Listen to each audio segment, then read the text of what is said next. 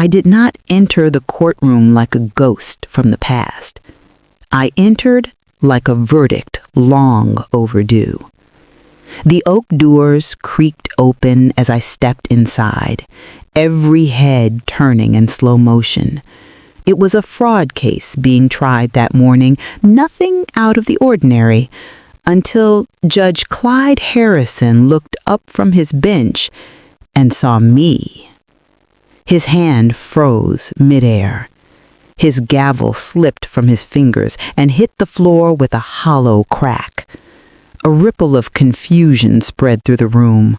Lawyers whispered. A bailiff took a step forward.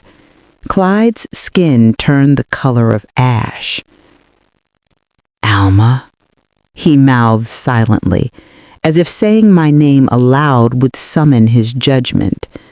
I did not blink. I did not smile.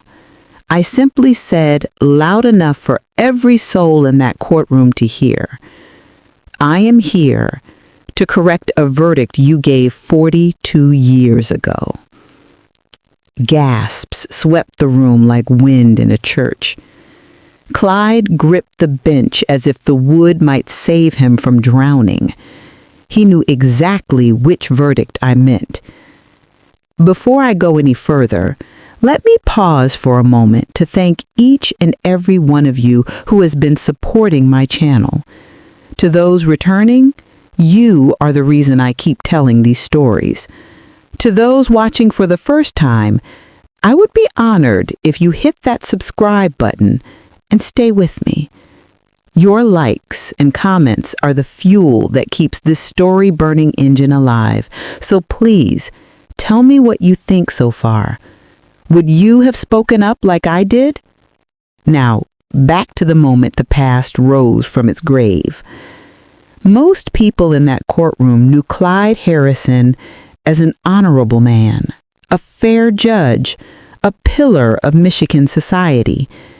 They did not know that the badge of justice resting on his chest was polished with stolen money and buried truth. Once upon a time, Clyde was not Judge Harrison. He was simply Clyde, my supervisor at Miller and Hartley Community Trust, a local charity that provided aid to struggling families. I was 23 years old, eager, trusting, foolish. I managed the donation accounts. Clyde managed me. He praised my work so loudly that I believed he respected me, but while I stayed late sorting receipts, Clyde stayed late too, stealing, redirecting funds, writing checks to accounts no one recognized. When the money went missing and the investigation began, Clyde called me into his office. He trembled with fake disappointment. He said he was heartbroken. He said he would testify on my behalf if I cooperated. Instead, he handed the police a forged document with my name on it. They believed him. Why would they not?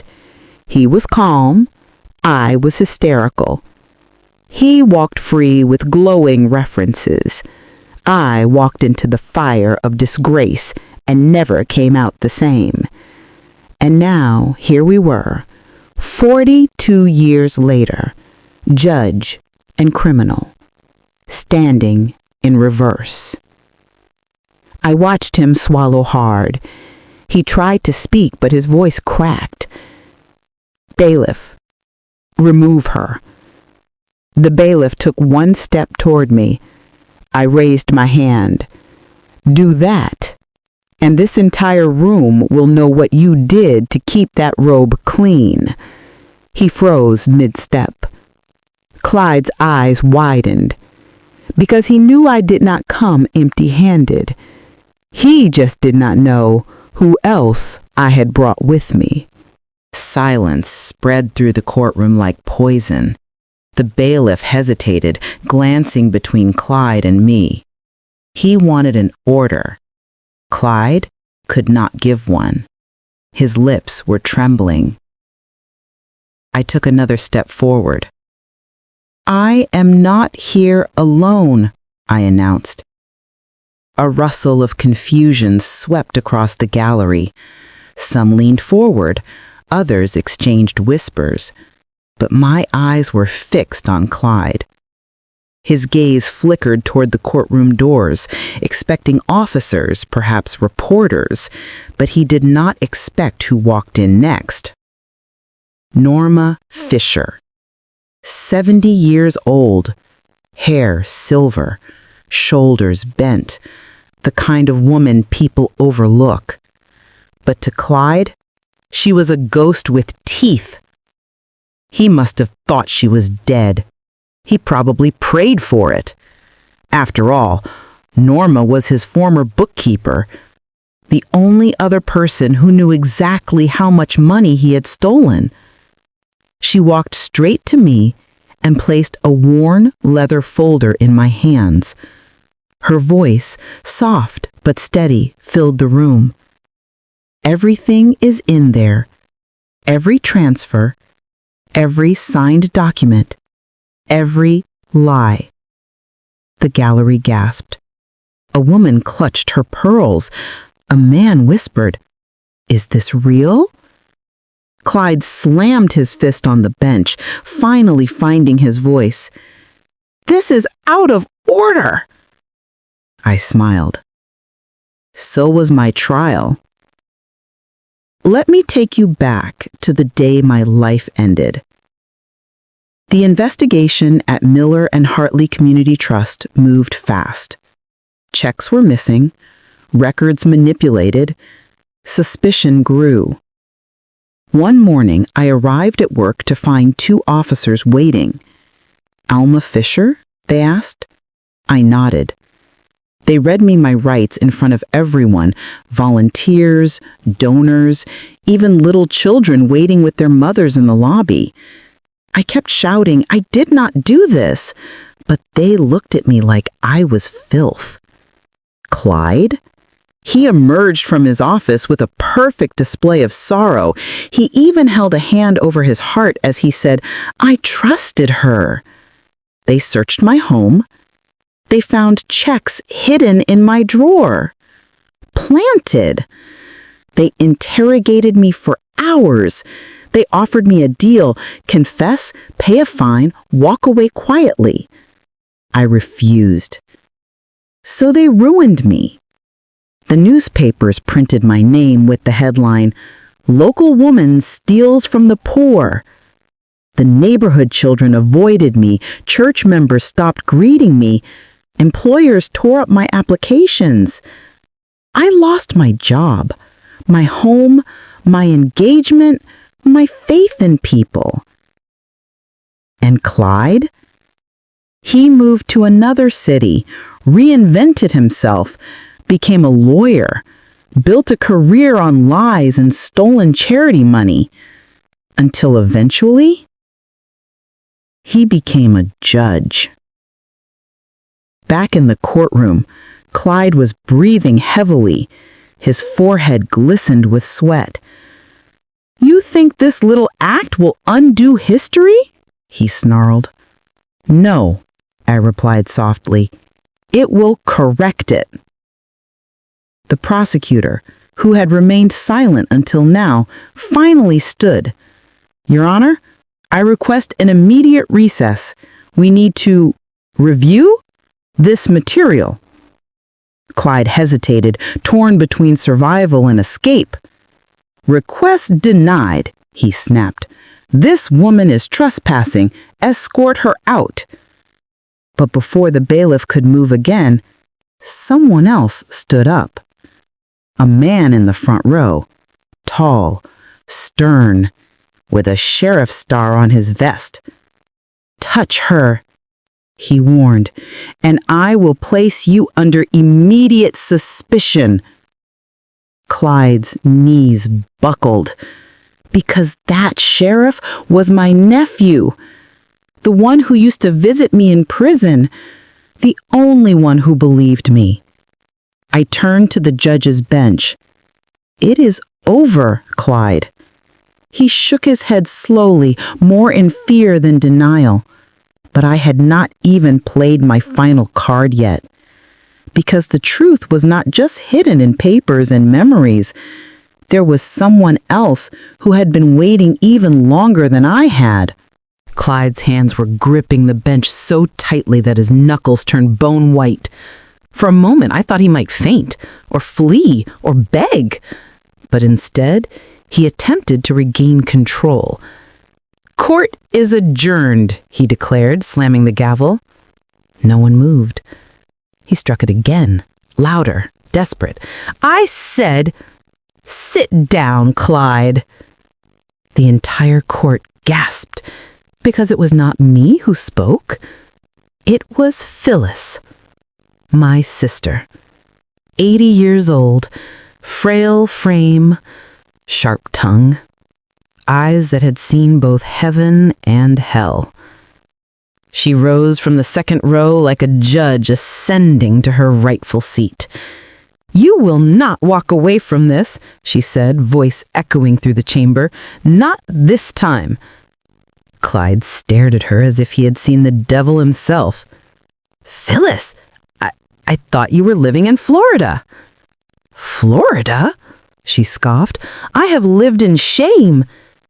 She walked forward slowly, her cane tapping like a ticking bomb. "You courted me, promised to marry me, made me believe you were a good man." Then she turned to the gallery. "And all the while, he was stealing from the charity that fed my own friends. When Alma found out, he panicked, framed her, destroyed her life, and told me—" She paused. Her next words sent chills down every spine in that room. "He told me Alma confessed to him. He said she was proud of what she had done." A wave of disgust swept over the courtroom. Clyde's mask cracked. "Enough! This is character assassination. This entire proceeding is a farce." I stepped forward, holding the leather folder Norma gave me. "This," I said, lifting it high, "is not character assassination. It is evidence." I opened it and pulled out the documents, bank slips, forged signatures, ledgers, transfers that traced directly into Clyde's personal account. The prosecutor stepped forward. "Your Honor," Clyde shouted, "do not call me that." The sheriff, my nephew, approached the bench slowly. "I think," he said firmly, "that you are going to step down." Clyde looked at me. His rage melted into something far more pathetic. Terror. "Alma," he whispered, voice cracking, "wait, please. I never meant for it to go that far. I was young. I was desperate. I cut him off. "You were evil, not desperate." He flinched. His jaw trembled. His voice lowered. "Can we speak in private, just you and I?" A hush fell across the courtroom. Every eye shifted to me. It would have been easy to refuse, satisfying even. But I nodded. "For one reason only," I said, "so you can say everything you never said when I begged you to tell the truth." The sheriff escorted us to the judge's chambers. The door closed behind us with a soft click that felt like thunder. Clyde leaned against the table, breathing heavily. He gathered himself. His voice shook. "Do you remember that night in the office when we stayed late and the storm knocked the power out and we talked in the dark?" I stared at him. "Yes, I remember." His eyes glistened. "That was the last night I was ever honest with anyone." I did not soften. "Then say it now." He swallowed hard, looked down, and spoke the words I had waited 42 years to hear. "I did it." My hands trembled, not with rage, not with relief, with the weight of a lifetime finally breaking free. But before I could respond, the door burst open. The sheriff rushed in. "Alma, you need to see this." We stepped back into the courtroom, and what happened next was something none of us expected. The courtroom, once heavy with dread, now swelled with electric suspense as I stepped back inside. Faces were pale, murmurs buzzed like hornets. Something had happened in the short moments I was gone. At the front, Clyde stood alone, but he was no longer standing tall. His robe hung crooked, his shoulders slumped. The proud judge was gone. In his place stood a trembling man stripped of titles. The prosecutor stepped forward. "When you left the room," she said quietly, "we searched the public records database. Clyde Harrison has been under quiet federal investigation for months regarding suspicious financial activity.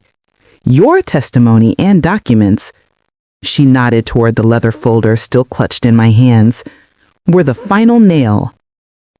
A split second of silence, then 2 federal agents entered the courtroom. Their voices boomed like thunder. "Clyde Harrison, you are under arrest for embezzlement, fraud, perjury, and obstruction of justice." The room erupted in gasps. Phyllis covered her mouth. Norma whispered, "It is finally over." The sheriff stepped forward to assist, but Clyde did not resist. He did not argue. He did not look at the officers. He looked only at me. "Alma," he whispered, his voice breaking, "is this justice?" I held his gaze. "No," I said softly. "This is truth. Justice will come when you learn why truth matters." A tear rolled down his cheek. For the first time in my life, I saw regret in his eyes. But regret does not erase consequence. The agents led him toward the exit. Cameras flashed from the hallway. The mighty judge, once untouchable, was dragged into daylight for the world to see. As I stood there, the courtroom slowly cleared. Some people approached me to thank me. Others simply nodded in silent respect. Phyllis held my hand. Norma smiled for the first time in decades. But my heart was not triumphant. It was quiet, heavy, reflective. You see, revenge feels sweet in stories, but in real life, it leaves you standing in silence, wondering who you have become in the pursuit of it. So hear this. Do not seek revenge out of hatred. Seek truth out of courage. Because hatred burns you from the inside. But truth sets you free. If you have made it this far, I want to hear from you. Was I right to expose him even after 42 years? Would you forgive someone like Clyde or let justice run its course? Do you believe people can truly change, or are some doors best left closed? Let me know in the comments. And if this story touched you, please like, subscribe, and share it with someone who needs strength today. This is Alma, and after 42 years, my verdict is peace.